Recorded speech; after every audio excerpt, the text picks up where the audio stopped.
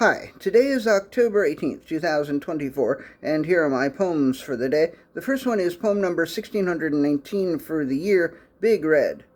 I felt awful and unable to venture out last night, but when I saw that the Empire State Building was red, I ventured up to the roof and took a few shots. "Hey there, ESB," I said.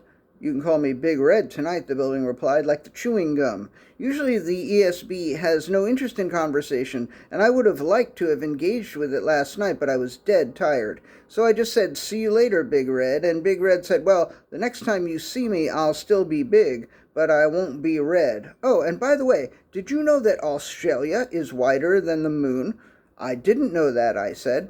"By about 600 kilometers," said Big Red. "Also, did you know that water is not wet?" I didn't know that either, but I was really exhausted and excused myself and went downstairs. Then I looked it up. Some scientists say that although water can make other things wet, it itself is not wet. Thanks, Big Red. Poem number 1620, Dissatisfaction. She was dissatisfied with her current level of satisfaction. That is to say, she felt that she had become too satisfied. She believed that growth would not come unless and until she cultivated a desire for more and better. And yet she couldn't think of anything she wanted, or anything that she wanted more of, or of any way anything in her life could be improved. In fact, she was somewhat concerned that if she were to fix something that wasn't broken, then it would break, or at least be not as good as it currently was. So she had to accept that her current level of satisfaction, while not conducive to growth or improvement, was appropriate given her situation. And eventually she became satisfied with her lack of dissatisfaction. And while she would always believe that she had resolved this issue far too easily, she was okay with that. Poem number 1621, The Toxins.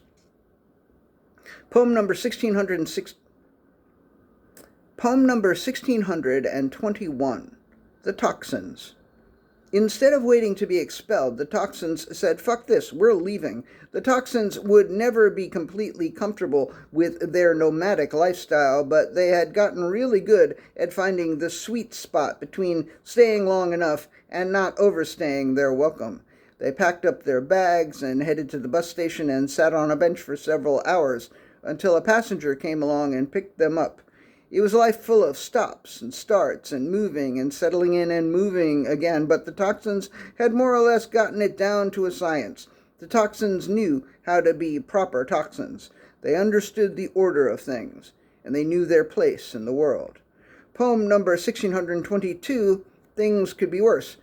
Extra tall funnel-head man was well over 7 feet tall and had a head that looked more like a funnel than anything else. He was generally disappointed with his condition until he met a man who was only 3 feet 8 inches tall and whose head looked more like a funnel cake than anything else. And the last poem of the day, poem number 1623, The Flickering. They saw the flickering from about a half a kilometer away, and they stared at it for a while.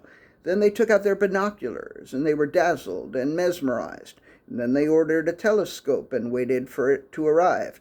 4 days later, they pointed the telescope toward the flickering, and they were dazzled and mesmerized. They bought the apartment directly across the street from the flickering, and each morning they looked out the window, and they were dazzled and mesmerized. 7 years passed, and then one morning the flickering entered into their heart, where it flickered and flickered and flickered, and they were dazzling and mesmerizing. And someone saw the flickering in their heart from about a half a kilometer away, and they stared at it for a while, and they were dazzled and mesmerized. All right, that's it. Thank you.